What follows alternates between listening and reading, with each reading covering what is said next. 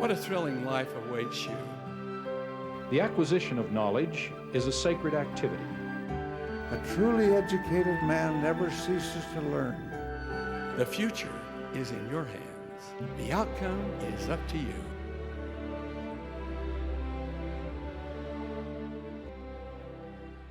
This BYU devotional address with Russell Taylor was given on October 26, 2010.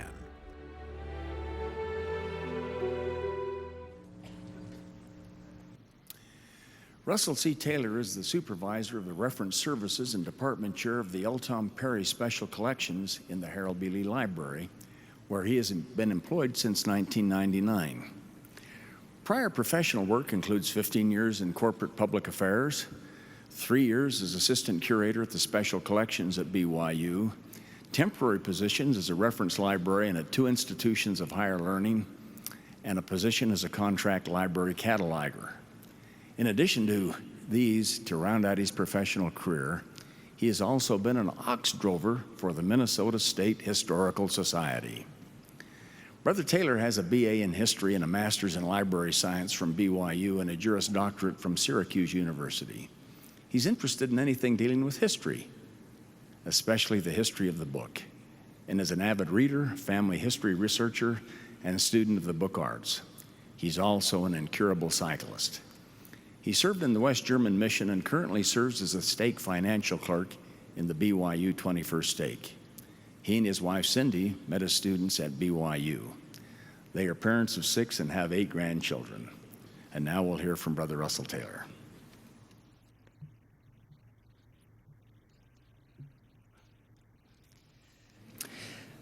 Fellow students, today I feel much like King Benjamin did when he spoke to his people. For even at this time, my whole frame doth tremble exceedingly while attempting to speak unto you. I have anticipated the anxiety of this moment for many months. Thinking I would get a sympathetic reaction from my library colleagues, I told them about my invitation to give a devotional address. That news, however, was met with an almost universal reaction: laughter. That was not the sort of empathy I was hoping for. My exercise buddies in the Richards building, however, were full of advice about what I could say to you, most of it worthless. But thanks anyway, guys. I owe you one. In the summer of 1842, the British artist William Henry Bartlett visited the Holy Land. He describes his first views of the city of Jerusalem. We descend the steep broken path on the left of our view into the valley of the Kidron, and crossing its dry bed by a small arch, reach a remarkable group of objects, venerable in the traditions of the place. On our right is a stony plot of ground surrounded by a low wall and enclosing 8 olive trees of very great antiquity. Our sketch will give an idea of the gnarled and time-worn character of these trees, supposed to be those of the Garden of Gethsemane.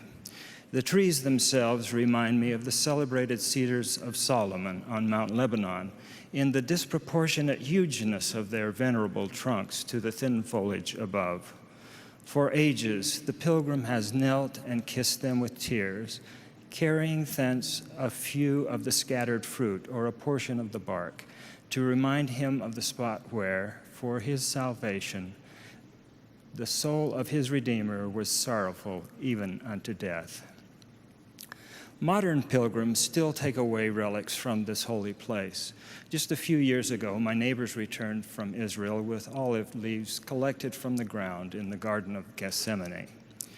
I have often thought of that holy garden and how nearly 2,000 years ago, the ancestors of today's trees witnessed the beginning of Christ's atoning sacrifice. If they now had a voice, what a story they could tell. I have also often thought that surely, since it was a garden, there was no doubt a gardener who lovingly tended those trees, nourishing them with precious water in times of drought, carefully pruning them to encourage their fruit, and harvesting the ripened olives. It is more than symbolic, I believe, that the scriptures often speak of the Savior as just such a gardener. Quoting the prophet Zenos, the Book of Mormon prophet Jacob said this, "Hearken, O ye house of Israel, and hear the words of me, a prophet of the Lord. For behold, thus saith the Lord, I will liken thee, O house of Israel, like unto a tame olive tree, which a man took and nourished in his vineyard. And it grew and waxed old and began to decay. And it came to pass that the master of the vineyard went forth, and he saw that his olive tree began to decay. And he said, I will prune it, and dig about it, and nourish it, that perhaps it may shoot forth young and tender branches, and it perish not." One of my favorite stories of how the Savior directs our lives is told by Elder Hugh B. Brown, who throughout most of my teenage years was a counselor to President David O. McKay and was much loved by church members. I first heard this story when I was a missionary in Germany in the 1960s. One of my fellow missionaries was a grandson of President Brown and had a tape recording of his grandfather relating this experience, which he entitled "The Gardener and the Currant Bush." I'll use President Brown's own words. In the early dawn, a young gardener was pruning his trees and shrubs. He had one choice currant bush, which had gone too much to wood. He feared, therefore, that it would produce little, if any, fruit. Accordingly, he trimmed and pruned the bush and cut it back. In fact, when he had finished, there was little left but stumps and roots. Tenderly, he considered what was left. It looked so sad and deeply hurt. On every stump, there seemed to be a tear where the pruning knife had cut away the growth of early spring. The poor bush seemed to speak to him, and he thought he heard it say, "Oh, how could you be so cruel to me? You who claimed to be my friend, who planted me and cared for me when I was young, and nurtured and encouraged me to grow. Could you not see that I was rapidly responding to your care? I was nearly half as large as the trees across the fence and might soon have become like one of them. But now you've cut back my branches. The green, attractive leaves are gone, and I am in a disgrace among my fellows." The young gardener looked at the weeping bush and heard its plea with sympathetic understanding. His voice was full of kindness as he said, "Do not cry. What I have done to you was necessary, that you might be a prize currant bush in my garden. You must not weep. All this will be for your good, and someday, when you see more clearly, when you are richly laden with luscious fruit, you will thank me and say, 'Surely he was a wise and loving gardener. He knew the purpose of my being, and I thank him now for what I thought was cruelty.'" At this point in the telling, Elder Brown's story became a personal reflection as he looked back 40 years to when he was an officer in the Canadian Army, stationed in England during World War I. An opportunity for promotion had unexpectedly come up, and he was ordered to report to his commanding officer's quarters. Elder Brown had prepared for years for just such a position as the one he fully expected to be offered. He was confident that he would be given the promotion and the success of his military career would be assured. As he entered the commanding officer's quarters, President Brown noticed his own personnel file lying open on the desk in front of his superior. He also noticed a note written in a clear hand, "This man is a Mormon." Elder Brown was informed that he would not be given the promotion he was expecting and was assigned what he considered a relatively unimportant post. He was crushed. He was convinced that his fellow soldiers would view this assignment as a sign that he had failed. He returned to his tent and knelt next to his cot and wept. He knew that he could never achieve his goals of becoming a high-ranking military officer. He cried out to God, "Oh, how could you be so cruel to me? You who claim to be my friend, who brought me here and nurtured and encouraged me to grow. Could you not see that I was almost equal to the other men whom I have so long admired? But now I have been cut down. I am in disgrace among my fellows. Oh, how could you do this to me? Elder Brown felt humiliated, and his heart was full of bitterness. Then he seemed to hear an echo from the past. The words that were in his mind were words he had heard before, but where? Then he realized that they were the words of the currant bush, and his memory whispered, I'm the gardener here. The remembrance of that long-forgotten incident in the garden came rushing back to him, and his own memory answered the bitter plea he had cast at God. Do not cry. What I have done to you was necessary. You were not intended for what you sought to be. If I had allowed you to continue, you would have failed in the purpose for which I planted you, and my plans for you would have been defeated. Someday, when you are richly laden with experience, you will say, he was a wise gardener. He knew the purpose of my earth life. I thank him now for what I thought was cruel. Remorseful, the bitterness washed from his heart, President Brown spoke humbly to God and confessed, I know you now. You are the gardener, and I am the currant bush. Help me, dear God, to endure the pruning and to grow as you would have me grow, to take my allotted place in life and evermore to say, thy will, not mine, be done. When I first heard this story as a missionary, I considered it a charming moralistic tale with little relevance to my own life and aspirations. Looking back over 40 years, however, I see it more as a pattern of my life than I had ever anticipated. When I graduated in 1970 with a BA in history, I considered many options for a career, but decided to pursue a master's degree in library science, which was then offered here. In 1972, I began working at BYU as the assistant curator of special collections. The work was interesting, challenging, and satisfying, but for some reason, I can't even imagine what it was now. I was restless and wanted to do something different and more challenging. I told my wife I wanted to go to law school. Are you sure? Was her reply. Oh yes, positive, no question about it. It was no doubt my answer, or something like that. So I did everything aspiring law students do. LSAT, countless applications, prayer, fasting, more prayer. Since my wife is from Vermont, we decided we'd apply to schools in the East. I was admitted to Syracuse University School of Law in 1975. So we sold our house, packed up our belongings, and moved our family, 2 young girls and 1 more baby on the way, to Syracuse, New York. Zenos describes this process of transplantation. And behold, saith the Lord of the vineyard, I take away many of these young and tender branches, and I will graft them whithersoever I will. And so we were grafted in another part of the kingdom.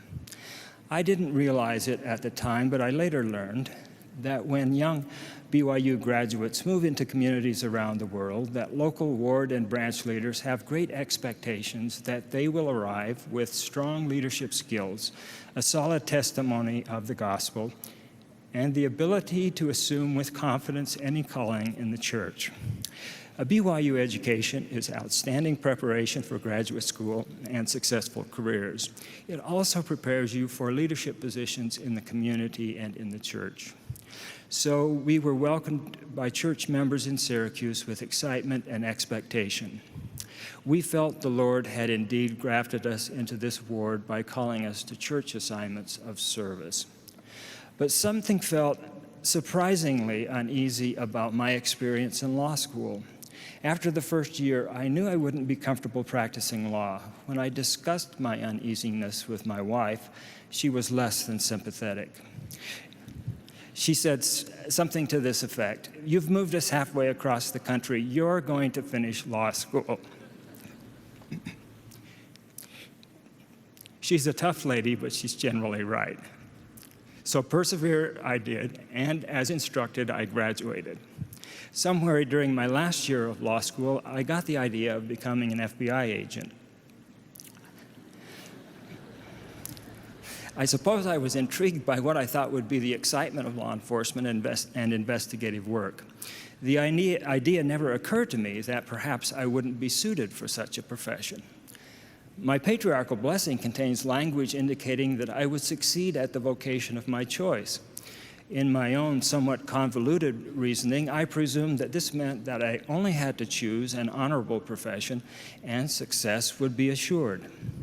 Those of you who have applied for a federal job know that the wheels of our national government can move painfully slow. I went through the psychological screening, personal interviews, foreign language testing, and physical examinations rather quickly. Then I waited and waited and waited for something to happen. 15 months after graduation, I was finally invited to join a new agents class at the FBI Academy in Quantico, Virginia. Needless to say, I was excited, nervous, and optimistic about my future. I felt like I stood on the threshold of a promising and successful career. I had talked with many FBI, CIA, and Secret Service agents and believed I truly could excel in law enforcement. The first few weeks of new agent training went very well. There was classroom instruction in various aspects of case investigations, psychology, constitutional law, along with challenging physical fitness goals to meet and firearms instruction. About 4 weeks into training, we were introduced to the indoor firing range. As I stood on the firing line, ready to fire at the target some 25 yards away, the overhead lights went out. The only lights on in the range were over the target. I raised my gun and pointed it downrange. I couldn't see the sight on the end of the barrel. I blinked my eyes. No change. There was just a blur where the sight should be. I fired 6 wildly inaccurate shots at the target. I couldn't believe what was happening. I had fired effectively on the outdoor range, but my eyes were doing strange things to me in the subdued lighting of the indoor range. My instructors pulled me aside and asked what was happening. I said I didn't know, but I was encouraged that they were willing to work with me to get through what we all thought would be a simple training problem. One Saturday, shortly after that, I checked out from the armory a red handle, a weapon that had its firing pin removed, and went into the woods to practice dry firing at targets. It was a cloudy day, and I had the same experience as on the indoor range. The sight on the end of my barrel disappeared in a blur. This can't be happening, I thought. Maybe I should pray about this, I reasoned. Enos, the Book of Mormon prophet, had a wrestle before God that resulted in the remission of his sins. But it wasn't sin I was trying to free myself of. It was a physical condition that seriously hampered my ability to fire my weapon accurately. So for hours, I wandered the woods, alternately firing and praying. Things, however, didn't get better. As luck would have it, my wife had our 4th child just a few days later, and I was given permission to fly back for the weekend to Connecticut, where she was staying with her parents. While in Hartford, I was able to visit with my eye doctor about my problem on the firing range. He told me that because of the severe astigmatism that I have in each eye, I couldn't hope for any vision improvement. My wife and I discussed our options, which were basically to try to stick with it and hope I could qualify on the firing range or to resign from the Bureau. On the flight back to Washington, D.C., I thought about my situation and remembered Elder Brown and his story of the gardener and the currant bush. Why was God doing this to me? Hadn't I been promised that I would succeed in the vocation of my choosing? Why was I being subjected to this painful pruning? The next day, I met with the special agent who was our class counselor and told him of my situation. I explained how uncomfortable I felt carrying a gun that I knew I wouldn't be able to fire accurately in certain lighting conditions.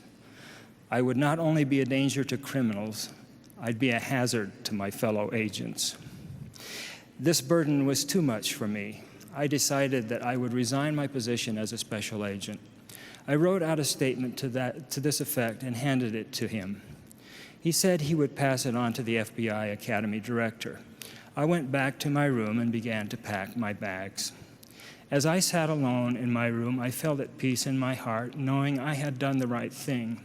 I realized that the promise I had been given in my patriarchal blessing would be honored if I carefully and prayerfully chose a profession that the Lord wanted me to pursue, not one that I selected merely because it was glamorous or exciting.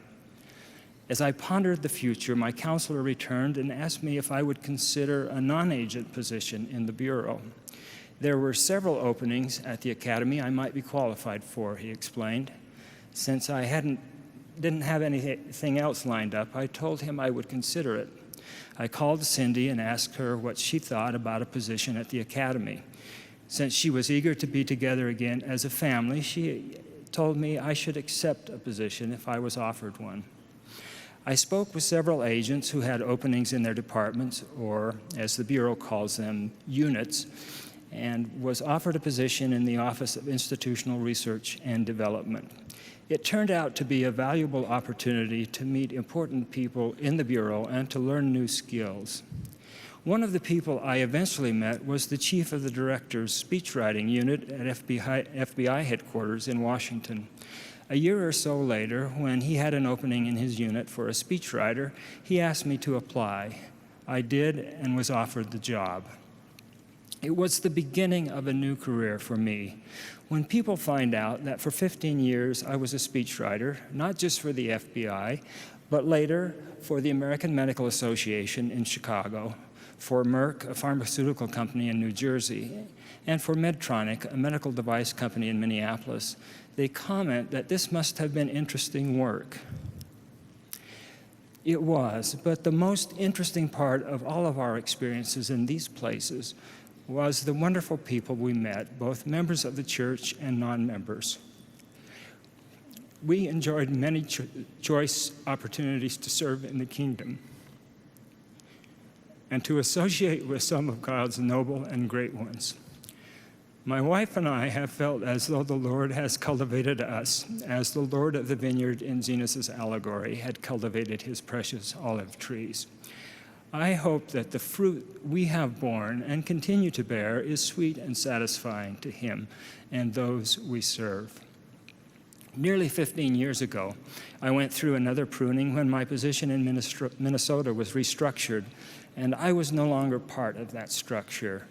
Again, it was a trying time, but the Lord of the vineyard tended to our needs through the caring hands of our neighbors and fellow church members. We gained new experiences and talents that would be invaluable to us as we, Cindy and I, sought to reestablish ourselves in the working world. One job I had during this 3-year period of and underemployment was as an 1850s farmer on a living history farm run by the Minnesota State Historical Society. That's me on the left, the one in the white canvas pants. What a fun job that was. Farming just like our ancestors did 150 years ago. I came away from that job with a greater appreciation for what they had to endure and with the knowledge that I could have done it also. That wasn't my only job. I had decided that I would try to find a library position again since I enjoyed working with books, documents, and people. So I found several jobs that helped me gain experience and get new skills with computers that I had missed out on, having been gone from the library world for more than 20 years. Nearly 12 years ago, I was rehired at Special Collections in the Lee Library, the place I began my career decades before. During the interview process, I felt an unusual calmness, a feeling that the Lord was in charge and that things would work out as they were supposed to. This was a testimony to me that God watches over us and directs us to the place where he wants us to stand. I can honestly say that the job I have now, and I've had many others to compare it to, is the best job I've ever had. It's the place I am meant to be. I know that now. Let me relate an experience that gives me this assurance. On the morning of October 13th, 2003, I was in the book stacks in the Elton Perry Special Collections, looking at a collection of 18th and 19th century American Almanacs with Professor Madison Sowell and a few fellow librarians. I had been working with Dr. Sowell to assemble materials that we could exhibit in connection with his upcoming lecture on using almanacs as research sources. Professor Sowell reached into a box, pulled out one from 1781, and examined it. He handed it to me and mentioned that we should use this one because it had writing paper interleaved with the calendar pages, which allowed the almanac to be used as a diary, which it indeed had been. As I looked at the entries, I noticed frequent references to Stockbridge. This man lives in western Massachusetts, I thought to myself. I examined the first leaf of writing paper and saw this inscription: Diary of my grandfather, William Partridge, born 1753, H.W. Partridge. I was shocked. I knew that I had Partridge ancestors living in Pittsfield, not far from Stockbridge, about this time. Maybe this was one of them, a distant cousin, perhaps. I excused myself and went to my computer and called up the family search database and entered the name William Partridge and the birth year 1753. The search results displayed names I was familiar with. William's father, Oliver Partridge, his mother, Anna Williams, his wife, Jemima Bidwell, and one of his sons, Edward, first bishop of the Mormon Church, who is my great-great-great-grandfather. In case you've lost track, that would make William Partridge my fourth great-grandfather. My colleagues were amazed at this discovery. After they left, it occurred to me that if we had one diary, perhaps we might have more. So I looked through the 200 or so almanacs in our collection, and sure enough, there were more, 45 more, each bearing William's characteristic marginal notations. No one knows for sure how these diaries ended up at BYU. I speculate that they were acquired decades ago when the library purchased a collection of early American almanacs from a book dealer in Denver. Whatever the explanation, they were essentially lost to researchers until Dr. Sowell pulled one out of a box, examined it, and handed it to me. It was more than a coincidence. In the April 1916 General Conference, President Joseph S. Smith said this: "If we can see by the enlightening influence of the Spirit of God beyond the veil that separates us from the spirit world, surely those who have passed beyond can see more clearly back here to us than it is possible for us to see to them. I believe we move in the presence of heavenly messengers and of heavenly beings. We begin to realize more and more fully as we become acquainted with the principles of the gospel that we are closely related to our kindred, to our ancestors, to our friends and associates and co-laborers who have preceded us into the spirit world. We cannot forget them. We do not cease to love them.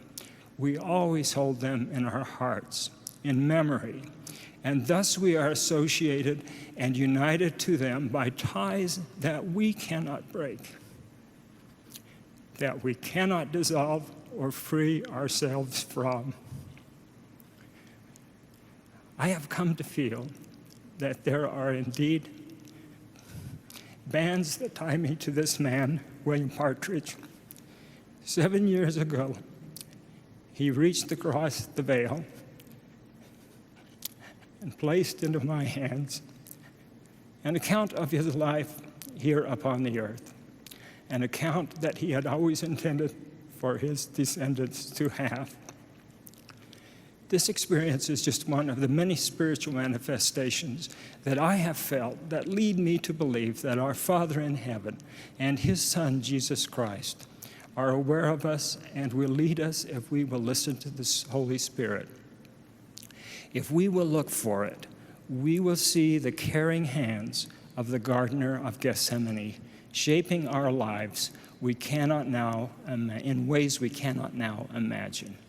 I pray that we might yield to this pruning so that we can become the people God would have us be. In the name of Jesus Christ, amen.